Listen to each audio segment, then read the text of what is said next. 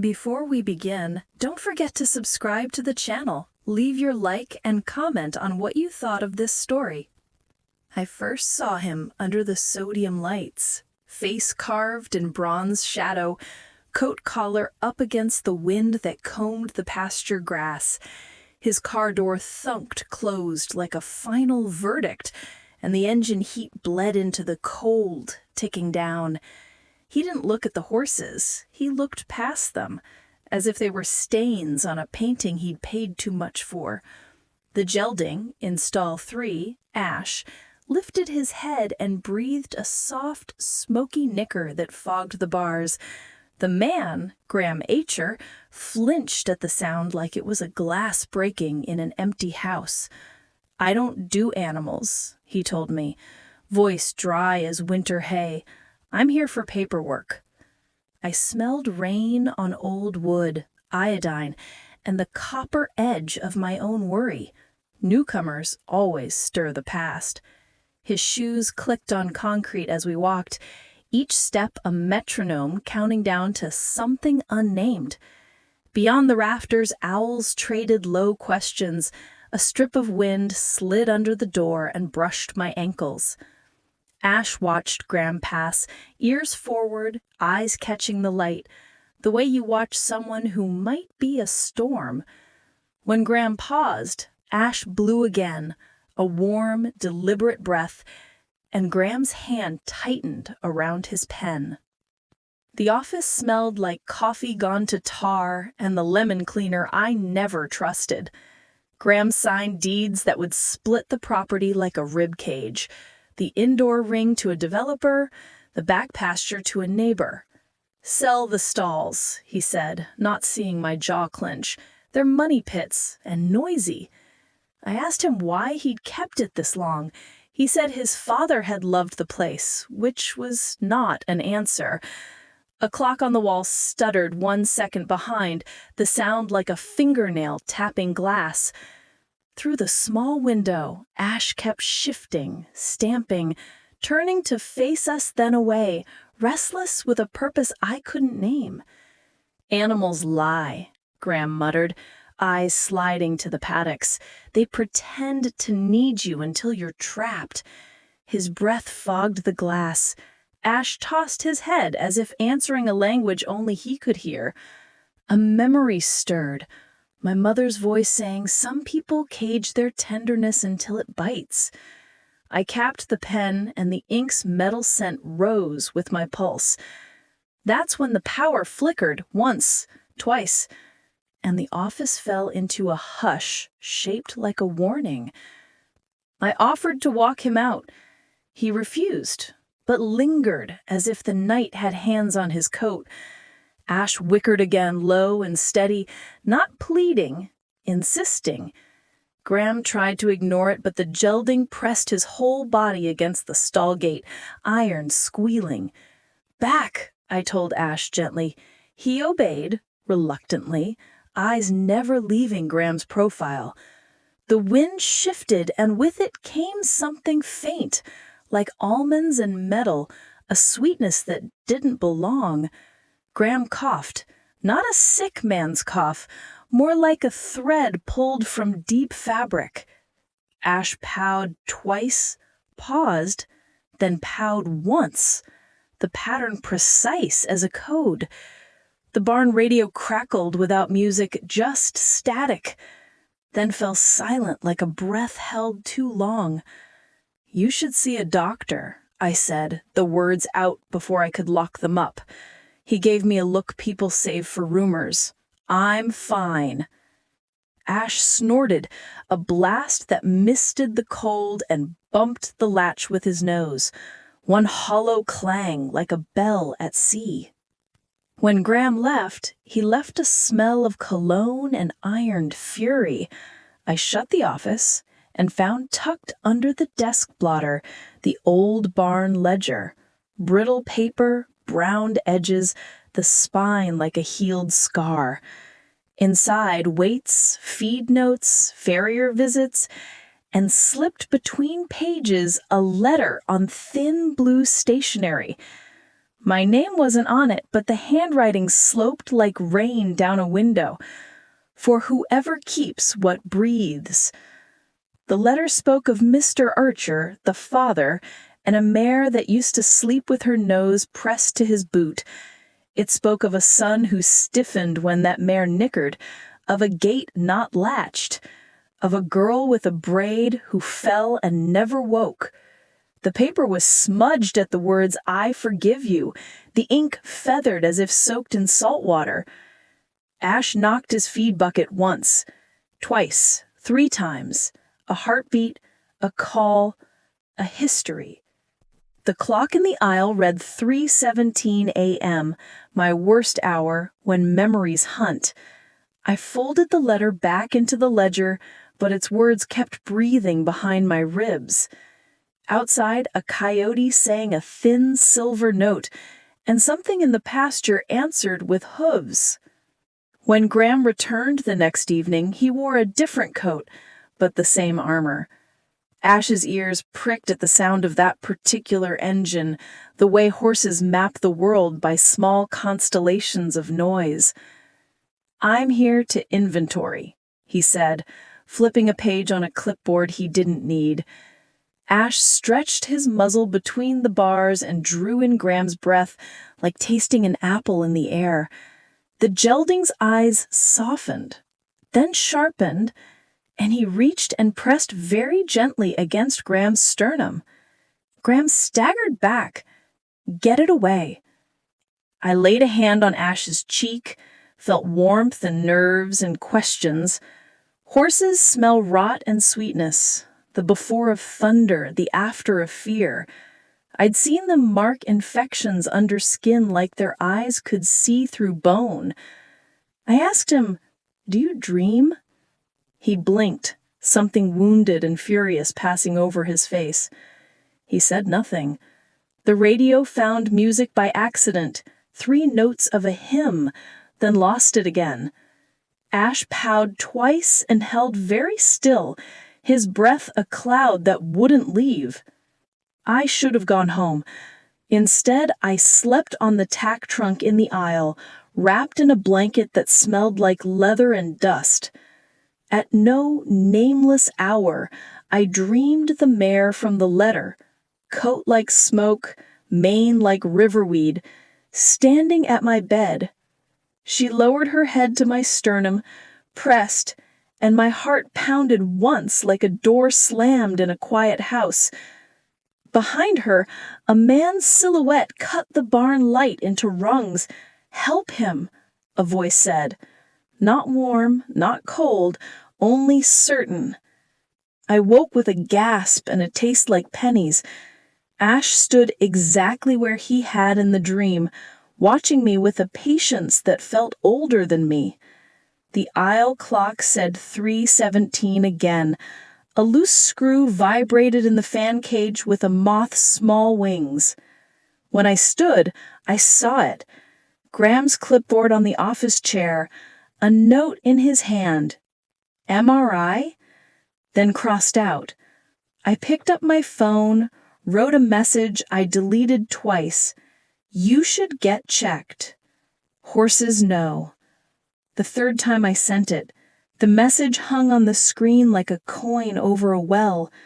Outside, wind ran the fence line with cold fingers, and Ash blew softly as if to steady my lungs. In the office window, my reflection looked like a stranger who had decided suddenly to matter. He didn't respond. For 2 days, he didn't respond, and the barn settled into a hush that had the shape of his absence.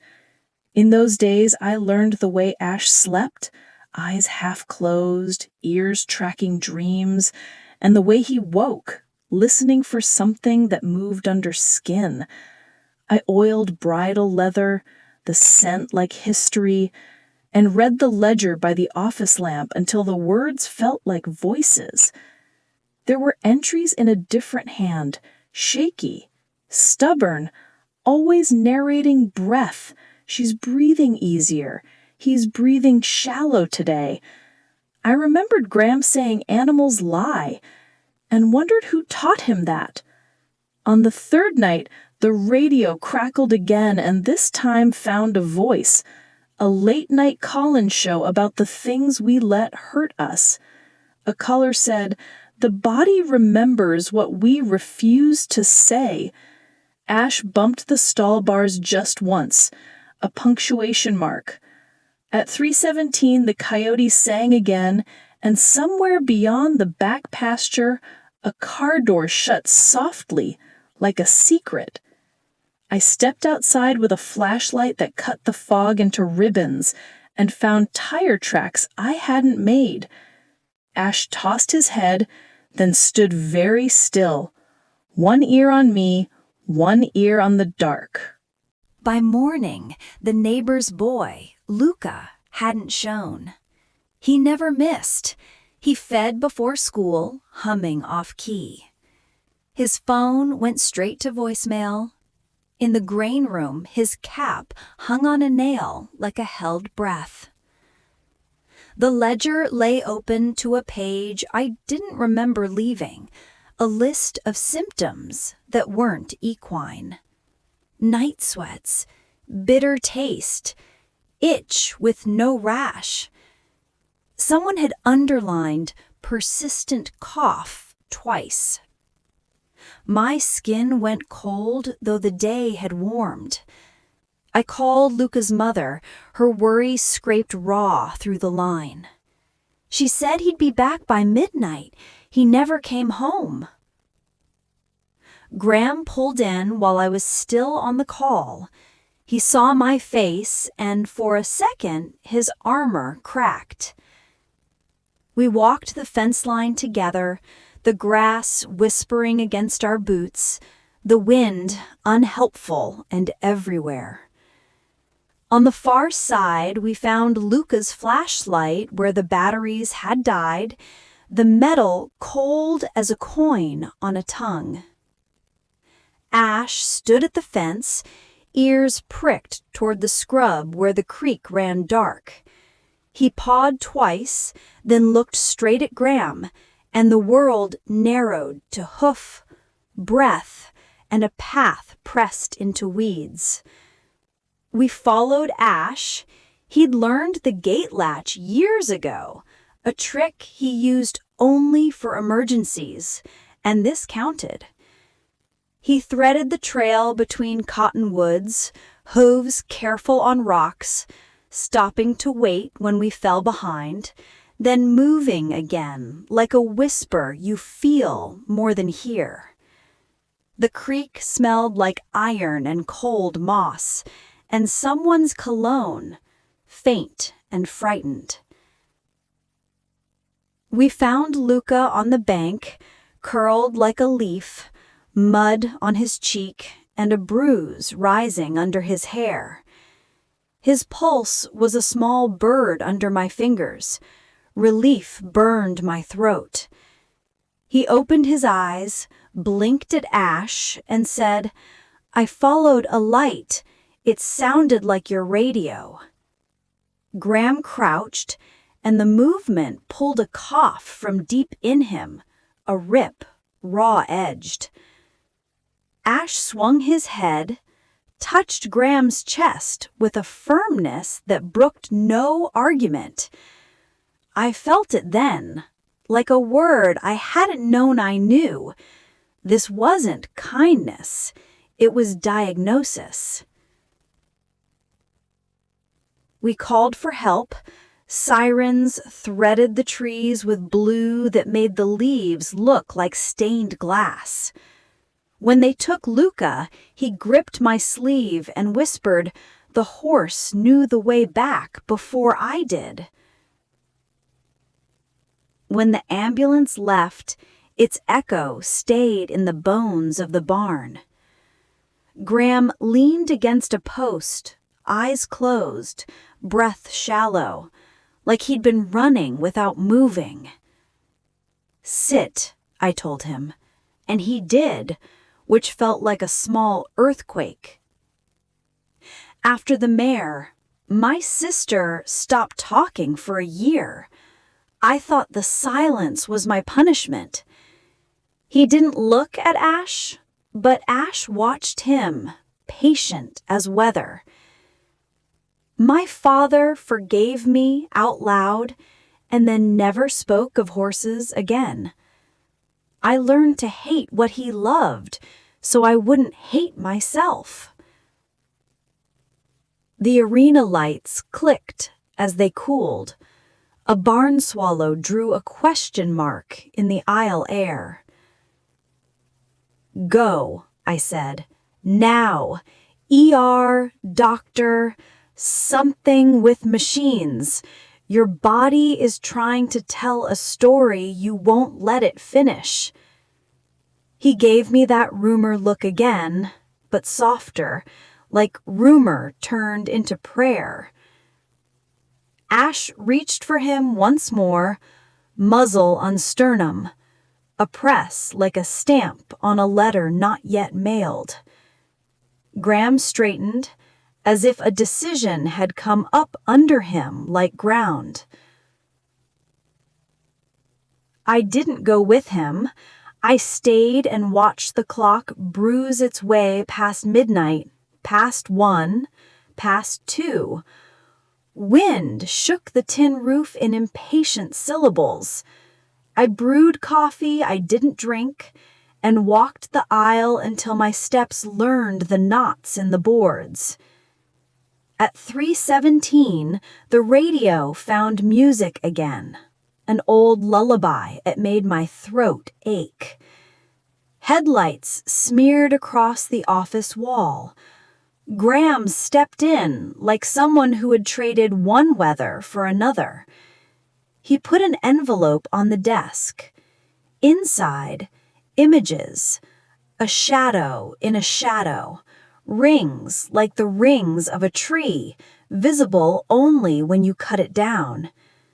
"Lymphoma," he said, and the word hung in the air like a bell's last note. "Early, smell of almonds," the text said. "Ketoacidosis, maybe, but they want more tests." Ash sighed, a sound that traveled up my spine and made the world tilt back into place. Graham sat in the chair like he'd finally found a seat on a train he'd been chasing. "I don't know how to be grateful," he admitted. "Start by breathing," I said, and we listened to the animal of the barn breathe back.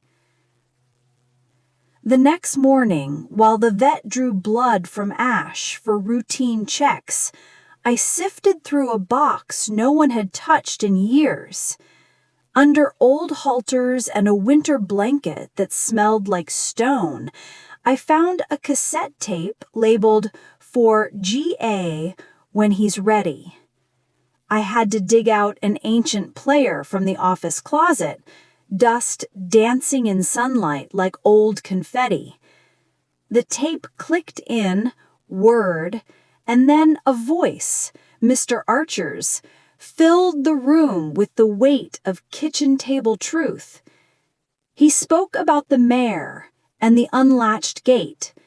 He spoke about the girl with the braid, Graham's sister, who had been quick to forgive and slower to fear. He said, "Son, grief will tell you to hate what reminds you of love. Don't trust it." He coughed, a hollow sound that made my own chest ache, and added, "If a horse presses you like a warning, listen. They're better at secrets than we are." The tape clicked off, then on again, as if uncertain whether the confession should end. Behind me, Graham stood in the doorway, eyes fixed on a past he kept trying not to see. Ash shifted and blew, as if blessing the room. Outside, the wind changed, and with it the smell. Damp earth, clean hay, something like the inside of an apple peeled fresh. Treatment began like a story he didn't want to read. One appointment, then another, syllables that tasted like metal and plastic, and relief. He came to the barn between tests, sat on the hay bales, and let the gust settle on his coat like a soft, democratic snowfall. Ash accepted him on the terms horses set: show up, breathe, don't lie with your hands. Sometimes Graham cried without tears, the kind of crying that lives in shoulders and jaw lines and how tightly you tie a knot. He apologized to air, fence posts, me, the ledger, his father's ghost, and the creak of the office chair. I told him apologies are just keys. Doors still need to be opened. He asked what he owed me. I said to leave the indoor ring alone. Let some echo stay. He laughed once, a sound like a hinge oiled after a decade. At 3:17 on the fourth night, the radio offered nothing but static, which felt right. Some nights need quiet more than answers. Ash laid his head on Graham's shoulder, a weight that didn't crush, only confirmed. And Graham breathed in a way that made the barn breathe back. The buyer for the ring came with a sharp haircut and the impatience of a man who had never mucked a stall. He slapped blueprints on the desk, angles, glass, a gem that would shine at night like clean teeth. Graham held the pen like a match he might strike or drop. Ash stood in the doorway, ears flicking flies that weren't there. Not today, Graham said, and the buyer's smile snapped. He folded the blueprints with hands that made paper sound like regret and left tire lines that bit the gravel. In the quiet after, Graham read the letter from the ledger, the one about forgiveness and breath. He put it back like you put a stone on a grave, not to weigh it down, but to mark the place. He exhaled, a long, shuddering thing, and